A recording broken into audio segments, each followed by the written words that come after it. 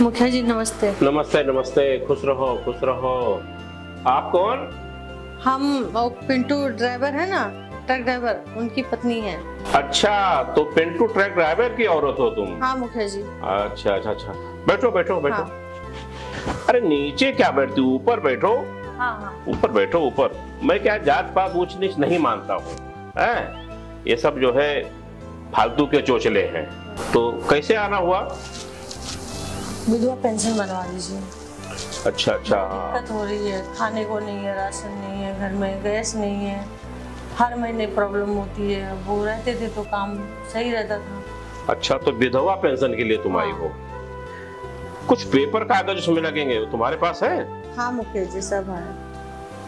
पक्का पेपर ऊपर है ना? है? हाँ।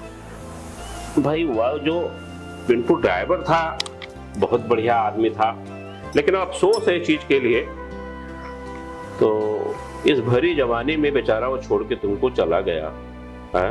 क्या करें? ये चीज के लिए तो हमको भी तकलीफ है, लेकिन क्या कर सकते हैं इसके लिए? है?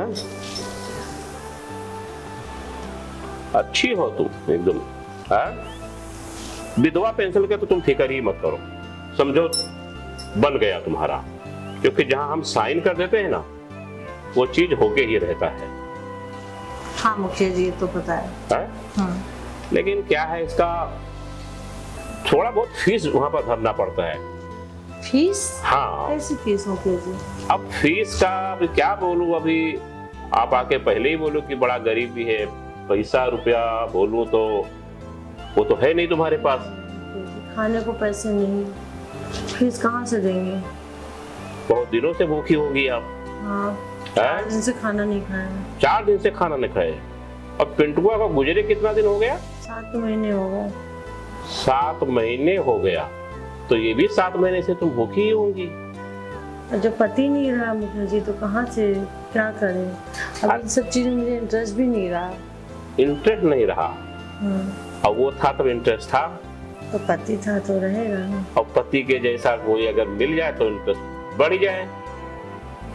इन सब में मुखिया जी मुझे इंटरेस्ट नहीं रहा। बस विधवा पेंशन तो बनवाना है ना? हाँ। तो उसके लिए फीस तो लगेगी ना? तो मतलब कहने का क्या? अब मतलब यही है, क्या मतलब है? सीधा मतलब यही है कि पिंटुआ का शादी हुआ था तो कुछ किया था, सुहागरात वाद मनाया था नहीं मनाया था? हाँ मुखिया जी, मनाया था ना? तो वही, अब बात को क्या पूरा वो खोल के दिखा दूं, खोल के समझाऊं? इतनी भरी जवानी में छोड़ गया वो बेचारा, लेकिन उसकी भी क्या गलती थी? ऊपर वाले के आगे किसकी चलती है? ठीक है, कर रहे हैं आप? नहीं, वो क्या है ना, विधवा पेंशन का जो फीस है ना तो थोड़ा सा ज्यादा लेते हैं लोग। मुखिया जी ये सब मत कीजिए, मैं विधवा हूँ मुखिया जी। अरे विधवा हो, इसका क्या विधवा विधवा लगा के रखी हो ये सब? वो ऊपर से देखेंगे तो क्या सोचेंगे मुखिया जी? ऊपर से देखने का? कौन ऊपर से नीचे देखता है? और ये सब बकवास है, ये सब कहावत है, कोई ऊपर से नीचे नहीं देखता है। बात तो समझ रही हो ना? यहाँ जो नीचे से देख रहे हैं उनको तो दिखा नहीं रही हो, और ऊपर वाले को बोल रहे हो कि नीचे से देख रहे हैं। जो भाई जो देख रहा है उसको दिखाओ ना। माफ कर दीजिए मुखिया जी। अरे मेरी बात तो सुनो, जो देखने को तैयार है उसको तो दिखा नहीं रही हो, और ऊपर वाले के टेंशन में तुम जा रही हो। अरे बात तो सोचो।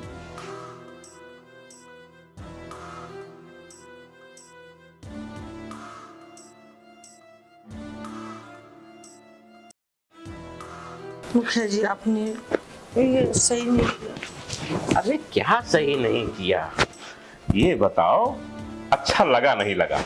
नहीं मुखिया जी। देखो ये सब मत सोचो, जो हो गया उसको पीछे छोड़ो। अब तुम्हारा विधवा पेंशन जो है बनवा देता हूँ, ठीक है?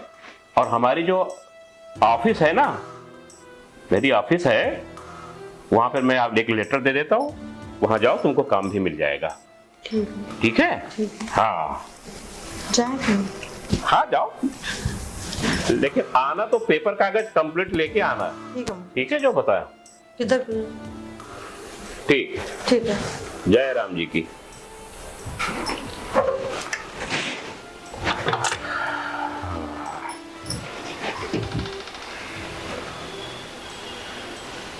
भाई वाह, अच्छी औरत है। वाह, अब तो ये हमेशा आती रहेगी और बजा देती रहेगी। विधवा है, इसके आगे पीछे कोई है ना। ससुरी क्या बोल रही थी कि ऊपर से देखता है? ऐसा कहाँ होता, कौन ऊपर से दे? अरे हम नीचे से देखते हैं और देखते ही रहेंगे है? और हमेशा इसको बुलाते रहेंगे। मुखिया जी ने मुझे काम दिला दिया, विधवा पेंशन भी दिला दिया। वैसे गलत आदमी तो वो नहीं है, लेकिन फिर भी उन्होंने जो मेरे साथ किया वो गलत किया। वो नहीं करना चाहिए था उनको। किसी का मजबूरी का फायदा कभी नहीं उठाना चाहिए। जितना हो सके निस्वार्थ उसकी मदद करो। लेकिन ठीक है, क्या ही कर सकते हैं, अभी परेशान हूँ मैं, मुझे करना पड़ा। चलो, इतना तो अच्छा किया कि मुझे काम दिला दिया। आज मेरा घर चल रहा है।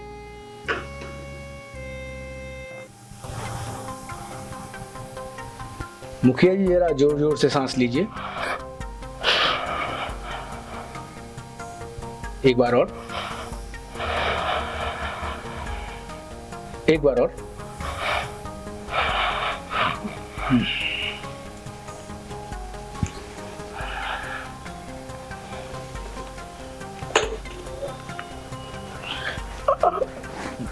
डॉक्टर साहब, क्या हुआ है हमका? मुखिया जी आपको तो बहुत सीरियस तौर पर एसटीडी हो गया है। एसटीडी? हाँ। अरे हम तो कहो एसटीडी कॉल नहीं किया हूँ किसी को भी। अरे एसटीडी कॉल नहीं, आपको गंभीर रूप से गुप्त रोग हो गया है। लेकिन आप ये कहां से लगा कर आ गए? गुप्त रोग हो गया है?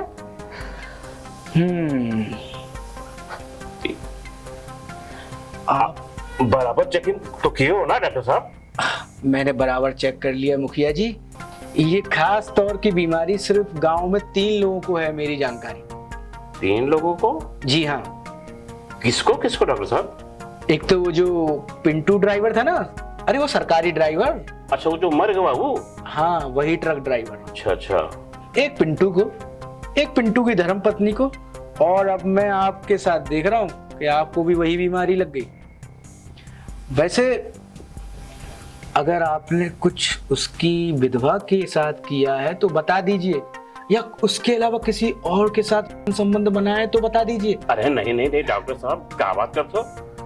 अरे हम गांव का मुखिया हैं, हम ये सब थोड़ी करते हैं। अरे मुखिया जी, आप बात की गंभीरता को समझिए। अगर आप मुझे सच नहीं बताएंगे और आप मुझे ये नहीं बताएंगे कि आपने और किस किस के साथ गुप्त रूप से संबंध बनाए हैं, तो ये गुप्त बीमारी पूरे गांव में फैल जाएगी। ये बीमारी ऐसी है कि जब ये चरम बिंदु पे पहुंचती तो इंसान 1 साल से 2 साल से ज्यादा नहीं जीता है। इस डॉक्टर को तो कुछ मालूम नहीं है। लेकिन एक बात तो ये सही कह रहा है कि पिंटुआ के औरत के साथ तो हमारा नाजायज संबंध है, और उस ससुरी को भी बीमारी है। कोई चीज पे तो ये सही कह रहा है। अरे नहीं डॉक्टर साहब, हम तो भी किसी के साथ ऐसा हमारा कोई गलत रिश्ता नहीं। हम गांव का मुखिया है तो सारे लोग हमारे पास आते हैं अपने काम के लिए। ठीक है मुखिया जी, आप कहते तो मैं आपकी बात मान लेता हूँ, लेकिन जब भी आपका दिल करे मुझे सच बता दीजिएगा। और वैसे भी मैं आपको एक और सच बता देता हूँ, ये बीमारी लाइलाज है, इसका इलाज नहीं हो सकता। अब बस आप अपने आप को मेंटेन ही रख सकते हैं। कुछ दवाइयां मैंने लिख के दी हैं, आप उनका सेवन कीजिए, और अब किसी और से संबंध बनाने से पहले कुछ प्रोटेक्शन यूज कीजिए। डॉक्टर साहब, एक बात आपसे और पूछनी था। इस ससुरा इधर एक फोड़ा हो गया था, बहुत परेशान हैं हम, लेकिन ये ठीक नहीं हो रहा है। यही यहाँ कर कौन दवाई दे देते आप, ठीक हो जाता। यही तो विडंबना है मुखिया जी कि इस बीमारी में छोटे मोटे घाव भी जल्दी नहीं बढ़ते। आपके इम्यून सिस्टम पे अटैक करती है ये बीमारी। हाँ, रोग प्रतिरोधक क्षमता पे ही अटैक करती है, और ये उसके ही लक्षण। तो अब आपको बहुत एहतियात बरतनी होगी। परहेज करने होंगे। आप बस एक कड़वा सच सुन लीजिए, आप अब बताइए। बस 1 या 2 साल के मेहमान हैं। माफ कीजिए। बाप, ये का होगा हमसे।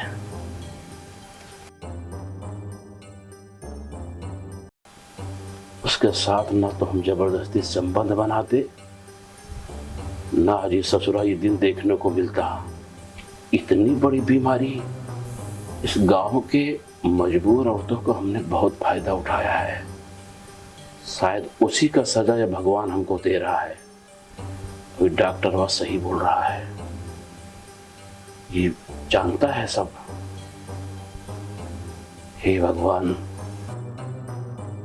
क्या सोच रहे हैं मुखिया जी? नहीं नहीं, वही जो तुम बोल रहे हो कि ये प्रोटेक्स का कुछ बोल रहे थे ना, प्रोटेक्स। मैं आपसे बस ये कह रहा हूँ कि अब आप अगर किसी अन्य व्यक्ति के साथ गुप्त संबंध बनाएं तो कुछ प्रोटेक्शन का इस्तेमाल करें, सुरक्षित संबंध बनाएं। समझ रहे हैं ना? छतरी का इस्तेमाल करें। अरे नहीं नहीं नहीं डॉक्टर साहब, हम इस गांव के अच्छे आदमी हैं, जाने माने आदमी हैं, इज्जतदार आदमी हैं। ठीक है जी मुखिया जी। ठीक है, आप जा सकते हैं। जय राम जी की। कमला, अब कैसी तबीयत है तुम्हारी? ठीक है डॉक्टर साहब। दवा तो वक्त पे ले रही हो ना? हाँ हाँ। ठीक है।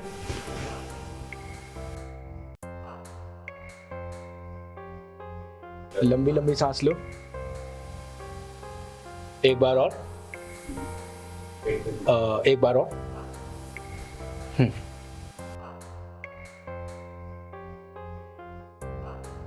गहरी सांस लेती रहो।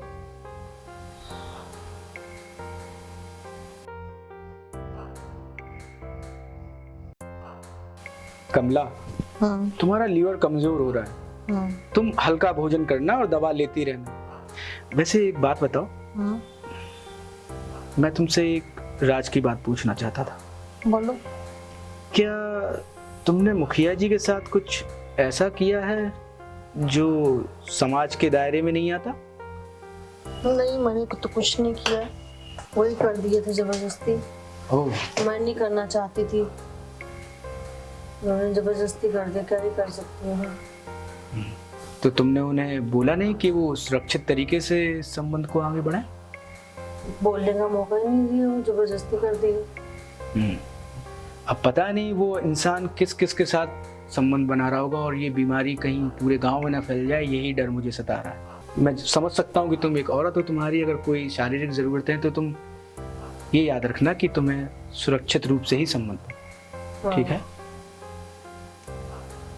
ठीक है, अपना ख्याल रखो और दवा वक्त पर लेती रहो। हाँ ठीक।